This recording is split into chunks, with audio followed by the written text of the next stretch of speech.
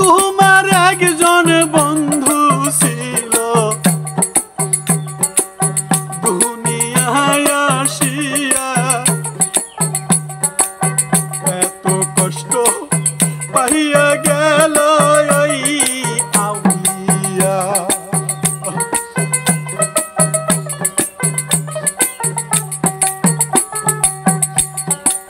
খাজা বাবার পূর্বপুরুষ পীরের সিলসিলায় উদ্ধান্ত নামটি ছিল হুজাইল ইবনে আওয়াজ। নামটি আমি এইবারে বলতে হইব। হযরত হুজাইল ইবনে আয়াজ নামটি আপনারা শুনেছেন। খাজা বাবার সিলসিলার ভিতরে 15তম পুরুষের ভিতরে তিনি একজন আল্লাহর ওলি। হুজাইল ইবনে আয়াজ রাহমাতুল্লাহ আলাইহি তার জীবনী যাই বলিয়া, এত করুণ কাহিনী, এত সাধনা কইরাছিল আল্লাহর ওলি।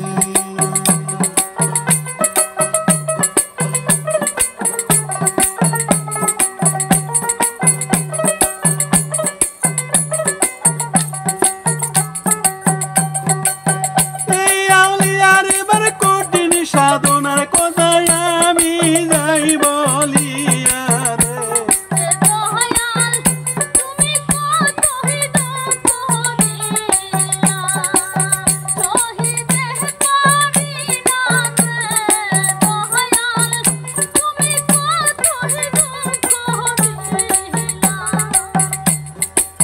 হযরত হুজাইল ইবনে আয়াজ ছিলেন তাবে তাবিনদের ভক্ত, তৎকালীন উন্নত পর্যায়ের সুফি বুজুর্গ আউলিয়া কিরামের ন্যূনতম ছিল। তরিকতের কার্যকলাপ হাকিকত মারিফাতে অগাধ জ্ঞানী ছিল এবং কামেল তওবাকারীদের অগ্রণী, দয়া দক্ষিণে বিদ্যমান তিনি রইল। তিনি আল্লাহ জ্ঞান পরেশগারী, সমগ্র উভয় জগৎ থেকে মুক্ত ছিল রে।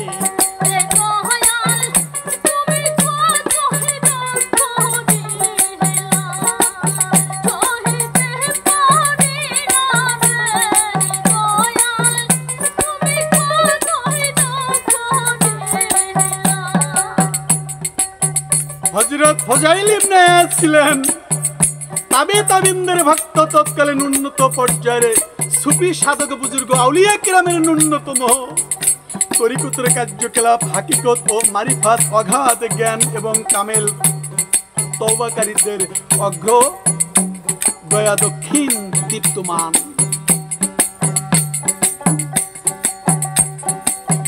তিনি আল্লাহ তত্ত্বজ্ঞান পরেশগারী, সহজ উপায়ে জগৎ থেকে মুক্ত,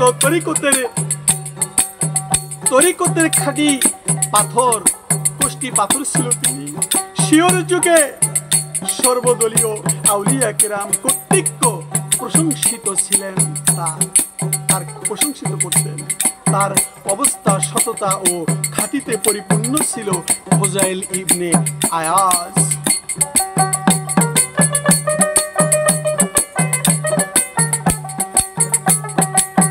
এই সমস্ত লোক যদি আল্লাহর ওলি, তারাই হাকিকত তরিকত ইলমে তাসাউফ গেছে দিয়া, তার জন্যই তো জীবনী পড়িয়া মানুষ পীর হইছে, আল্লাহর আউলিয়া গেছে হইয়া।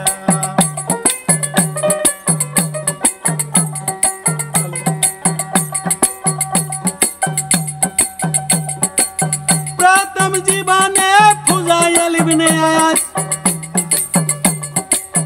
গাকান্দালের সরদার ছিল, আমি তার কাহিনী কইব রে।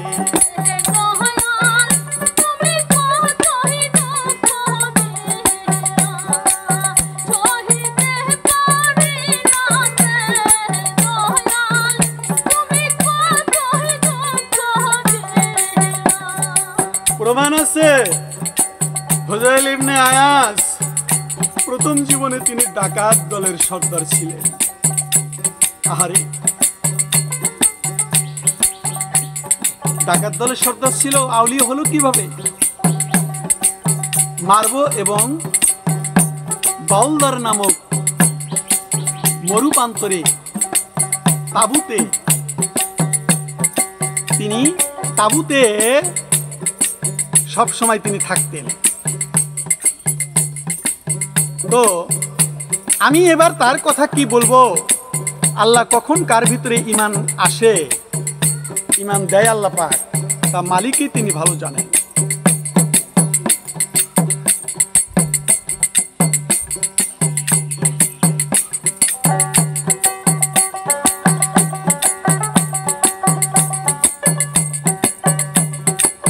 সেই মরুপান্তরে তাবুতে অবস্থান করতেন, টাট বা চটের পোশাক পরিধান ও পশমি টুপি ব্যবহার করতেন তিনি। এই ফুজাইল ইবনে আয়াস তিনি লম্বা এক ছড়া তসবিহ গলায় ঝুলিয়ে আল্লাহুগত প্রাণ দরবেশ বেশে অবস্থান করতেন তিনি। দেখেন, ডাকাত কিন্তু দরবেশের বেশে অবস্থান করতেন তাবুতে, মরুপান্তরে। এই ডাকাতের বন্ধু বান্ধব সঙ্গী সাথী অনেক ছিল, কিন্তু সকলেই ছিল ডাকাত। সেই ডাকাত দল ডাকাতি করে লুণ্ঠিত দ্রব্য তার কাছে নিয়ে আসতো ডাকাতেরা। তিনি তাদের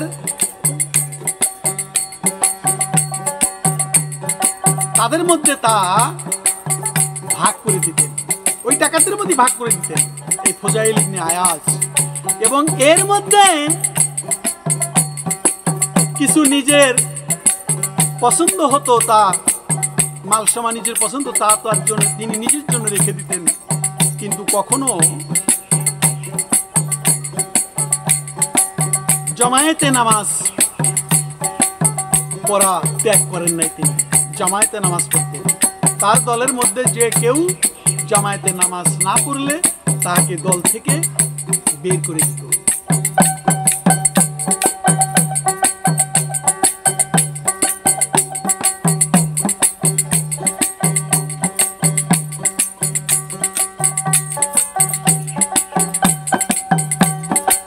ডাকাতি করে আবার নামাজে পড়ে, আবার নামাজ না পড়লে দল থেকে ডাকাতদেরকে বের করে দিত। একবার একদল বাণিজ্য করতে মরুভূমি দিয়ে পথ চইলা ছিল। এই বণিক দল এই পথের ডাকাত দলের কুখ্যাতি পূর্ব থেকেই ওই কাফেলাবাসীর জানা ছিল। তাদের মধ্যে একজনের কাছে অনেক নগদ টাকা ছিল। সে টাকাগুলো কোনো স্থানে লুকিয়ে রাখতে মনস্থ করল, যেন কাফেলার মালপত্র লুণ্ঠিত হলেও ওই নগদ টাকাগুলো যেন হয় না রে।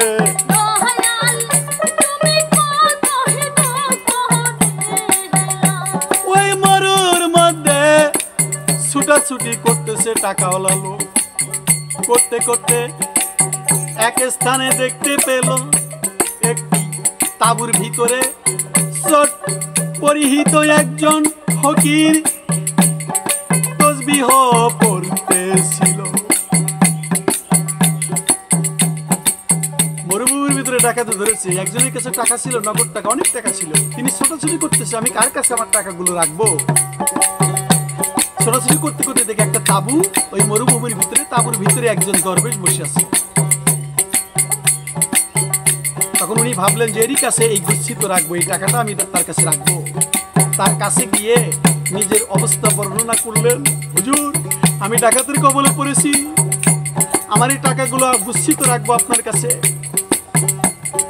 এবার ডাকাতের সর্দার ফুজাইল ইবনে আয়াস বললেন, তিনি ইঙ্গিতে বললেন, তাঁবুর ভিতরে যেখানে ইচ্ছা তোমার নিজের হাতে, এই তাঁবুর ভিতরে নিজের হাতে তোমার টাকাগুলো তুমি রেখে যাও। ওই বণিক টাকাগুলো নির্দিষ্ট স্থানে রেখে কাফেলার দিকে ফিরে আসতেছে। ফিরে আসতে দেখে ডাকাতের কাফেলা, ফিরে এসে দেখে ডাকাতের কাফেলা।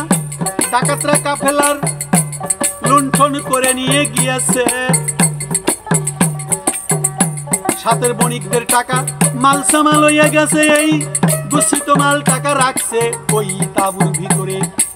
সেই কাফেলার নিজের মালপত্র যা কিছুই অবশ্যই অবশিষ্ট পেল না দেখে ডাকাতের কাফেলা লুণ্ঠন করছে তোমাদের যাই কইয়া।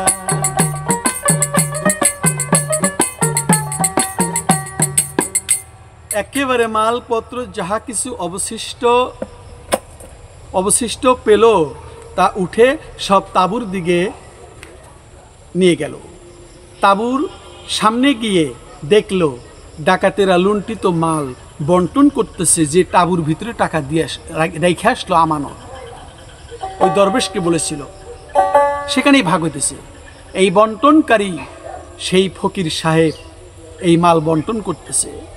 যে টাকা বিশ্বাস করে ডাকাতের ঘাটে না লাগালে সেই নৌকার কোনো ভেজাল হয় না, অথচ যেই ডাকাতের কাছে ফকির বেশি দরবেশের কাছে টাকা রাখলো, সেই দরবেশই আবার বাকি ডাকাতেরা যে মাল নিয়ে গেছে তা ভাগ করে দিচ্ছেন। এটা তো একবার ভাবার বিষয়। এ কী করলো তিনি? তখন যে টাকা রাখলো সে মনে মনে ভাবে, আহা, আমি আমার টাকাগুলো নিজের হাতে এনে ডাকাতেরই হাতে তুলে দিলাম। হুজাইল ইবনে আয়াজ ওই বণিককে দূর থেকে দেখতে পেয়ে নিজের কাছে ডাকলেন। লোকটি ভয়ে ভয়ে তার কাছে এলো। হুজাইল জিজ্ঞেস করলেন, কি উদ্দেশ্যে এসেছো? যার টাকা সে বলে, আমার আমানত ফেরত নিতে আমি এসেছি। হুজাইল ইবনে আয়াজ বললেন, তুমি যেখানে রেখে গেছো সেখান থেকে তুমি নিয়ে যাও। সে যথাস্থানে গিয়ে নিজের টাকা উঠিয়ে নিয়ে কাফেলার দিকে চলে আসলো। যে কাফেলা ডাকাতি হলো ওই কাফেলার দিকে আসলো। হুজাইলের বন্ধুরা তাকে বললেন, এই কাফেলার লুণ্ঠন করে আমরা নগদ টাকা কিছুই পাইনি, আর আপনি এই লোকটির টাকাগুলো ফেরত দিয়েছেন কেন হুজুর? হুজাইল বললেন, এই লোকটি আমার প্রতি ভালোবাসা, ভালো ধারণা পোষণ করেছে। আমিও আল্লাহর প্রতি সর্বদা ভালো ধারণা পোষণ করি, তাই আমি তার ভালো ধারণাকে সত্য পরিণত করলাম। এর ফলে আমানত নষ্ট করলাম না। এর ফলে আল্লাহ তার প্রতি আমার ধারণাকে সত্যের পরিণত করে দিতে পারেন। তার মতো আমিও সত্যবাদী হতে পারি।